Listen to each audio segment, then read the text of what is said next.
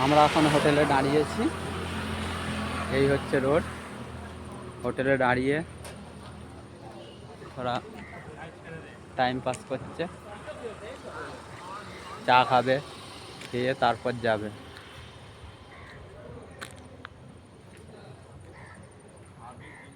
রোডের পাশেই হোটেল।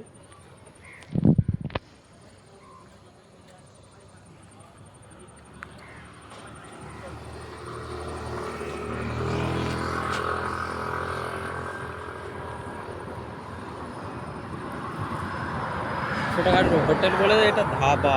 ধাবাতে সবাই দাঁড়িয়েছে। ওইদিকে পেট্রোল, রাস্তার ওপিটে পেট্রোল পাম্প।